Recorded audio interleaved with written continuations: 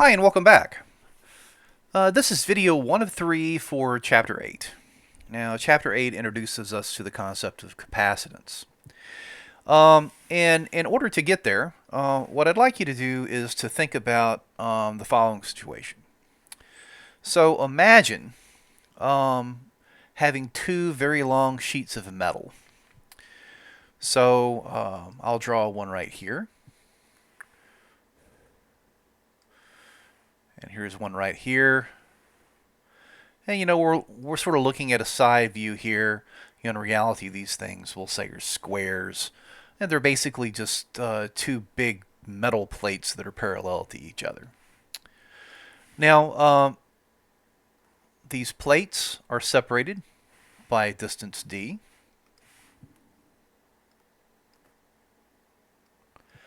So call that d. And each plate has a surface area of A. So they both have the same surface area. So imagine taking and placing a good bit of positive charge on one of these plates.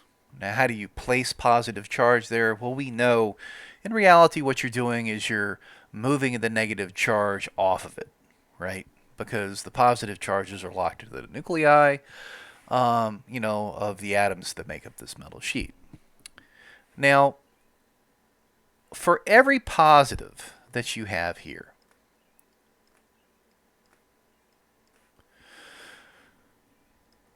that contributes to the overall charge density, we know that on this side of this big sheet, you'll see an electric field that's related to that. We know very close to metal, things look nice and flat, and the electric field that you see is sigma over epsilon naught, and it's constant. So what you have is an electric field that points like this, out away from the positive. Now what this electric field does is to pull negative charges towards it. Remember, there's a relationship between force, charge, and the electric field. If you have a negative charge, the force that's exerted on it is in the opposite direction of the electric field. It puts a minus sign there. So with this electric field that's present, any negatives that sit in the atoms are going to want to migrate towards, they're going to want to migrate towards this over here, this side. You could think of it almost as though they're being attracted by the positives. Now, what we're going to do is to attach a wire to this plate over here on the right-hand side. And we're going to connect it to the ground via a rod or something like that. It's called a grounding rod. And the Earth is a tremendous source of available charge. So what's going to happen is it's going to pull negative charges from the ground onto this metal sheet. And for every positive that you have here, you'll have an accompanying negative here. Now, once we give this a good bit of amount of time to sort of settle down, and you have a nice amount of negative charge here, which is the same as the positive charge, it's just negative. What I'm going to do is then I'm going to cut this wire, and what I've done is to charge the negative plate up. I've given it a charge the same magnitude, it's just opposite direction.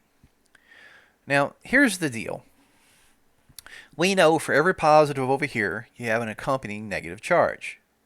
And you have this charge that's distributed on these plates that sort of hangs out there. We know electric fields do work. Well, we've seen that. As a consequence, you have the electric potential, you have voltage. So what that means is that you have taken and you've placed energy inside this thing by moving charge onto it. Now, these types of devices in the study of electricity are called capacitors. And what capacitors allow us to do superficially is to store electrical energy.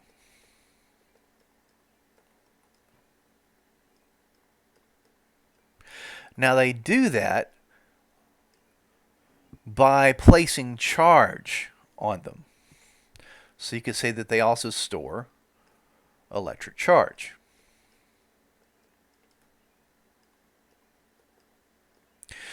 Now how much? Well, that's a good question. Because we know that for each little bit of charge that we have to put on here, there's going to be work that's being done by the electrical force.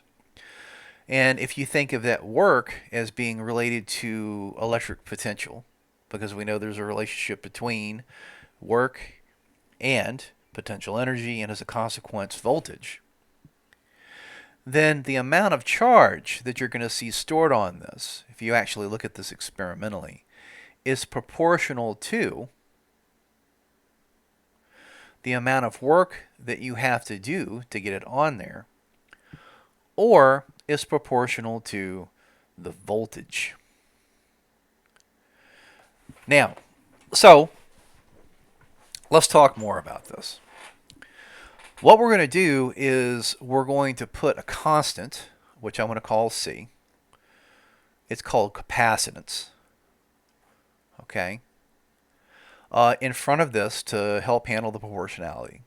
And then what I want to do is I want to look a little bit more closely at this V thing. Now here, we're going to move away from talking about delta V, and basically when we think of the difference of electric potential between 2 points in space, we're just going to call that V. And this is usually what we do because, you know, as I've mentioned before, voltage is a lot like potential energy. It only depends upon the difference between 2 points in space.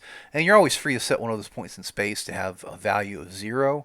And then, you know, your final voltage, if you want to think of it like that, or your final potential energy, it ends up being, you know, the change. And it just is a convenient way of writing things. And it's actually the standard that's typically used in electrical texts.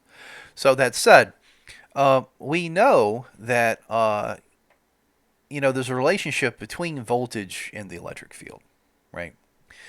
And it generally looks something like this. You know, if you think of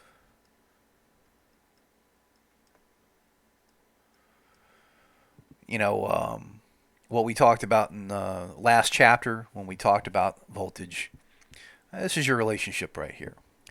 Now, so as I mentioned earlier, the electric field that you see sitting between these are constant. Okay, it's a constant electric field. So what I'd like to do is to just look at the magnitude of the voltage. All right. So if E is constant, we can pull this out. Your integral right here ends up being, you know, basically just the distance between, you know, your plates right here, which is D. So if you think of this from a magnitude standpoint, this is just E times D on the right-hand side. Again, we're dropping the negative. And the E that sits between the plates is this right here. Okay. Sigma over epsilon naught. Now sigma, remember, is charge over area. So if you think of this having a total charge of just Q, and you know, the area here being whatever the area of one of these plates is, this A, then you can replace that sigma with Q. You end up with QD over epsilon naught times A. Now, what I'm going to do is to take and place this right here in here. So, you know, how much charge is stored on one of these plates? Well, that depends upon the capacitance, which is actually what we're hunting for, a relationship for that here in a moment. That's what we're doing. You know, times how much work basically you've done to get stuff on here, which is your voltage. And that was QD over epsilon naught times A. Now look, you have a Q on this side, you have a Q on this side, which if you solve for C, now doing that, the capacitance is going to be epsilon naught A over D. Now this is an incredibly useful result. This particular result for capacitors, you know, deals with what's called a parallel plate capacitor, you know, which is what this is right here. We're going to look at other configurations here in a moment. parallel plate capacitor.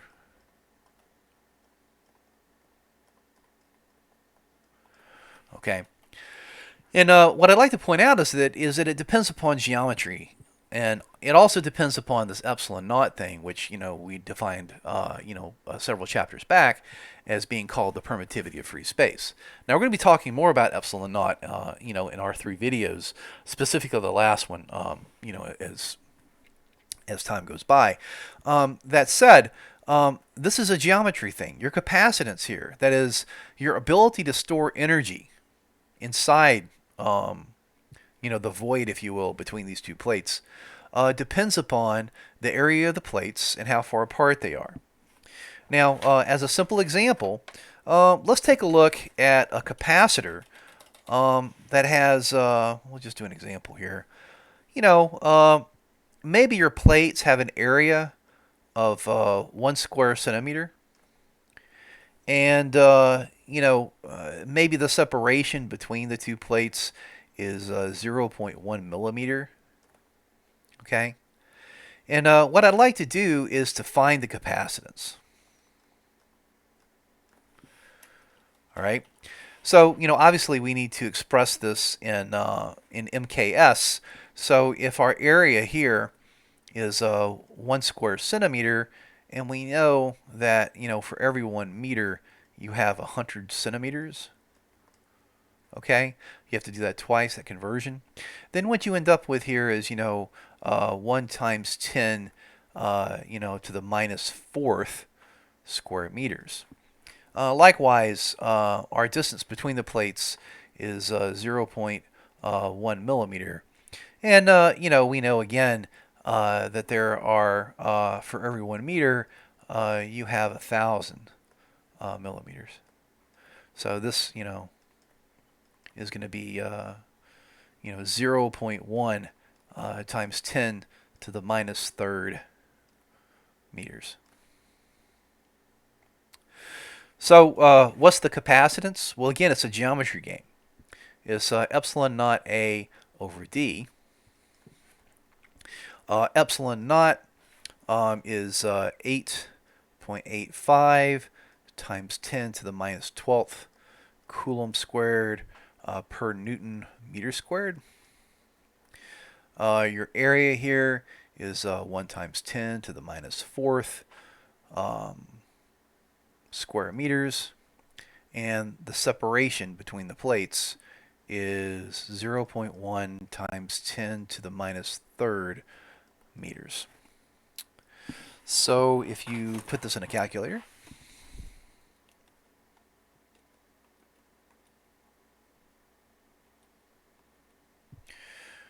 let's see here. That is 8.85 times 10 to the minus 12th times 1 times 10 to the minus 4th divided by 0.1 times 10 to the minus 3rd. So I see 8.85 times 10 to the, oh, I missed a square. That didn't look right. So let me square that.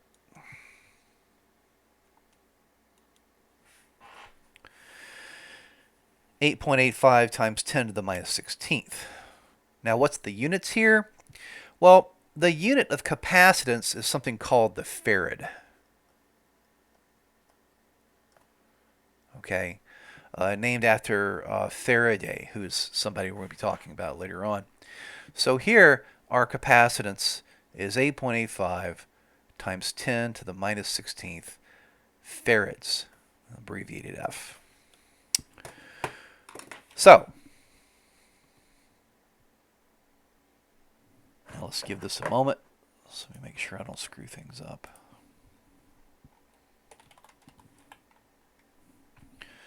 Because it should be a very small number. Yes, that's correct. Okay.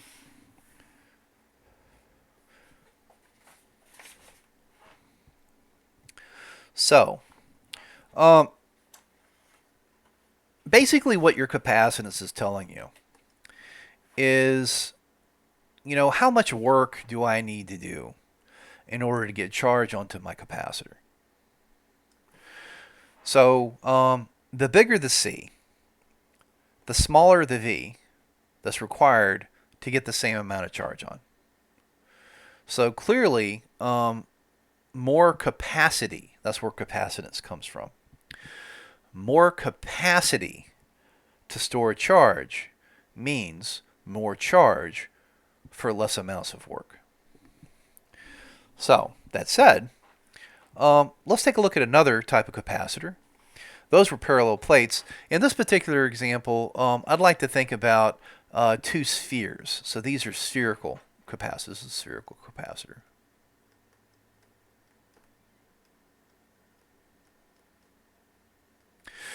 So in this particular case, you have this interior sphere right here, which we'll say has a charge of Q that's been placed on it.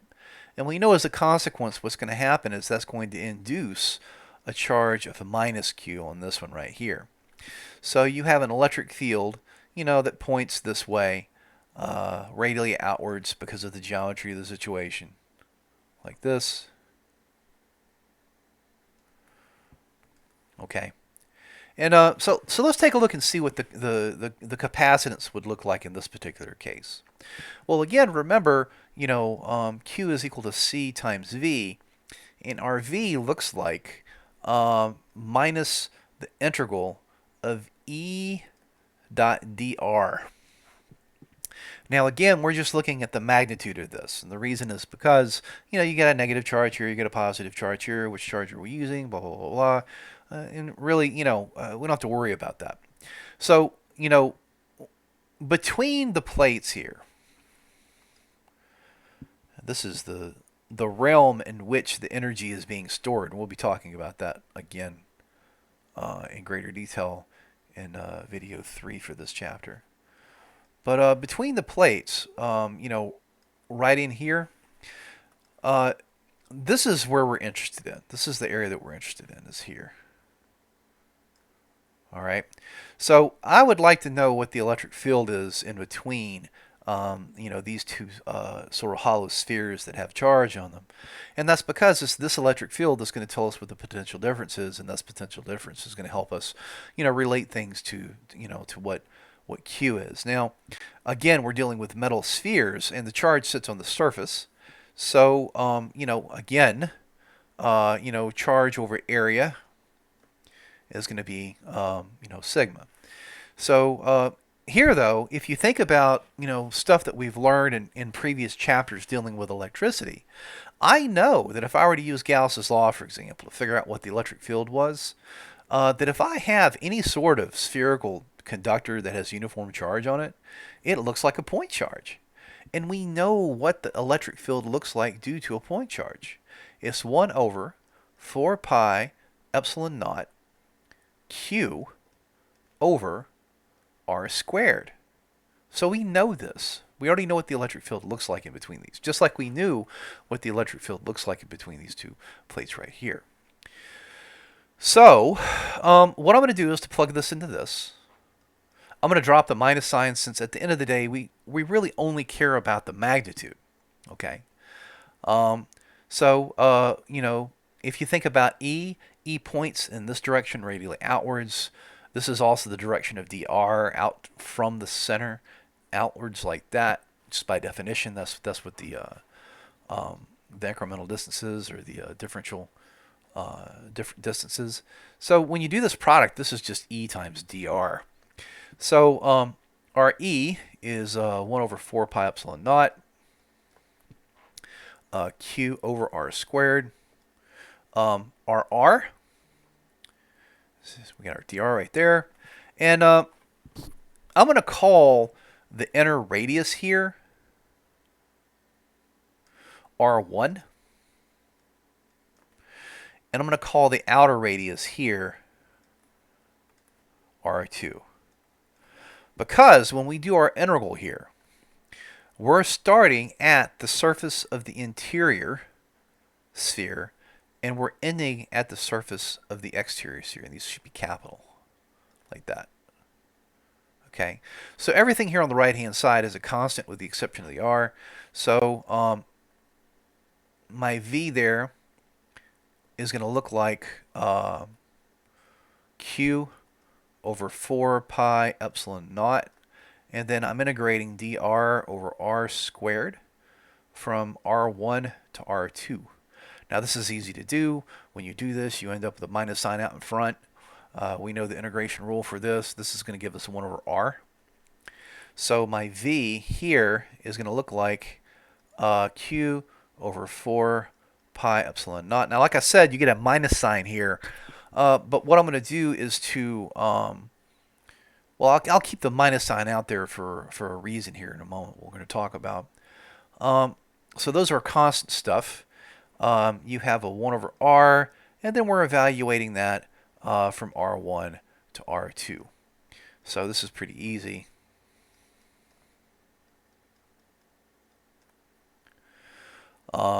You end up with 1 over r2 minus 1 over r1.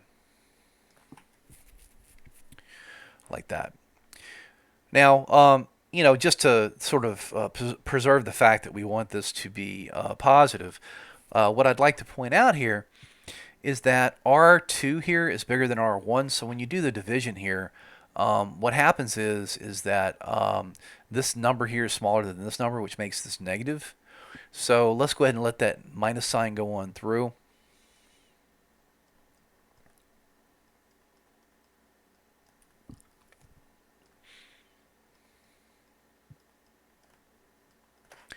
And what that does is to flip the order to sort of preserve the positivity of that.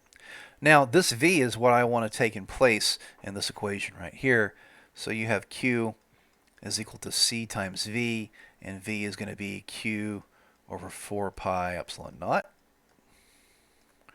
1 over r1 minus 1 over r2. And as you can see, the q's cancel, just like before. And this ends up, again, being just an expression of geometry.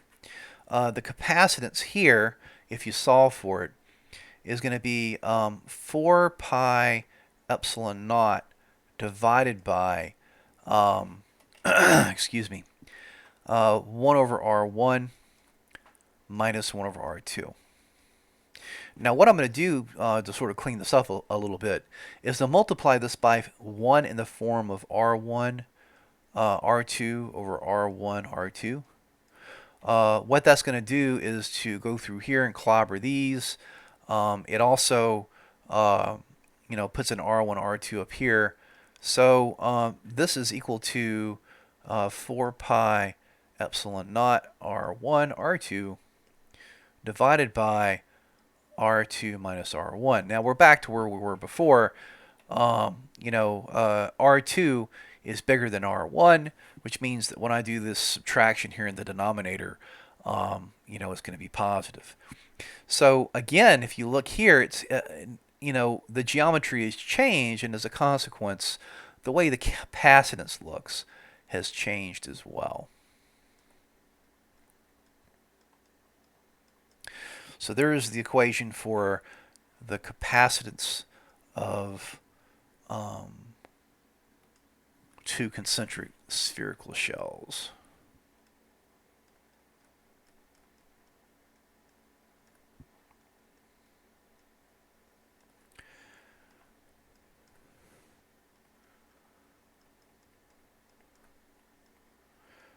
So as you can see, you know, as long as you have distance separating things, and that's critical here too, I'd like to point that out, is that you have to have separation distance.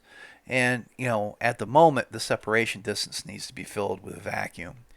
When we get to the third video for this chapter, we're going to relax that and talk about what are called dielectrics and how they work, and basically what they allow you to do with capacitors.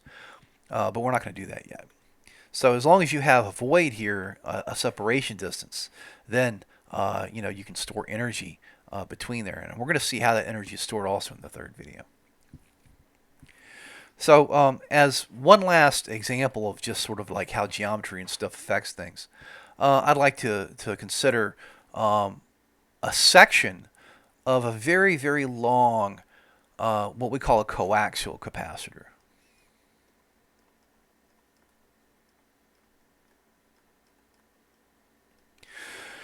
So with a coaxial capacitor, what you have is a wire or something like that that sits on the center that we'll say has a charge again of Q, and then you have this wire sort of placed inside, uh, a cylinder of metal that's hollow as well, and as a consequence, a charge of minus Q is induced on it. So much like here, where we're looking between the two shells, or here where we're looking between the two plates, in this particular case right here, we're looking between our two cylinders. So we're out here somewhere, looking at the electric field here, and again, I'm going to call this R. But if you remember, or you go back and use Gauss's law to figure out what it looks like. So we've done this particular electric field before, and if you go back and you look, I want to say maybe in the video for chapter 6 or something like that, the magnitude of that electric field is going to look something like lambda over 2 pi epsilon naught times r. Okay, now lambda, remember, is line charge, and line charge is charge per unit length.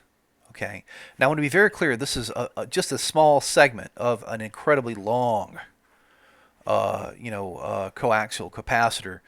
So what I'd like to do is to take and follow the same process as we did before to figure out what the capacitance is going to look like. So again, Q is equal to C times V. V here is minus the integral of E dot dr. E is pointing radially outwards, or actually outwards, and so does R. R points actually outwards as well, which means that these are parallel to each other. We're again going to drop the negative sign because we're just looking at positive values of this. And if you look here, everything here is a constant except for R, which means that I can pull a lambda over 2 pi epsilon naught out. And what I'm doing here is I'm integrating from what I'll call R1, which is the radius of the inner wire, the inner cylinder, up to R2, which would be the radius of the outer one. So just like before, R1 to R2, dr over r. So that's what we're integrating. Now, we know how to integrate this. This is a natural log. So the voltage here is going to be lambda over 2 pi epsilon naught. The natural log of r, evaluated from R1 to R2. Now, I'd also like to point out that this lambda thing here, again, is charge per unit length. So I'm going to go ahead and plug that in. That's charge per unit length. Okay. And when you do your natural log here, it's going to be the natural log of R2 minus the natural log of R1. And we know, according to logarithm subtraction and addition rules, that you can pull that in, and that's just R2 over R1 inside your log. So if I were to place this into this, it's going to be Q is equal to C times V, and V is going to be Q over 2 pi epsilon naught L, the natural log of R2 over R1. Now, again, the Q's cancel. If I solve for the C here, I'm going to get 2 pi epsilon naught L over the natural log of R2 over R1. Okay. Now, typically what's done, though, is that you take the L here, which is the length, of whatever it is, the section that you're looking at, and you put it under the C over here, specifically for coaxial capacitors. It's capacitance per unit length. And that's 2 pi epsilon naught over the natural log of R2 over R1. Now, believe it or not, you guys are intimately familiar with these types of capacitors. If you have cable, if you have DirecTV or a Dish Network, or you have internet, there's a good chance that you're getting your service through a cable. That cable, were you to cut it in half, would have a white core with a copper wire running through the center and then a metal sheath that goes around it. And that is called coaxial cable, and it's actually a capacitor. Okay, there's a reason for that, and that has to do with some of the properties of capacitors when you deal with something called alternating current, which we'll be talking about later on. So in this case, though, this is the equation for the capacitance for a coaxial capacitor. So we've done the parallel plate capacitor, we've done concentric shells, and we've also done, a coaxial capacitor. And pretty much any arrangement whatsoever, as long as you have two sheets of something that are separated by a distance, you can treat as though it's a capacitor, because there is going to be energy stored in there somewhere. Now, so that's it for this video. Next video, we're going to talk more about capacitors, specifically in circuits, because capacitors are our stepping point into circuit analysis. And I'll see you then.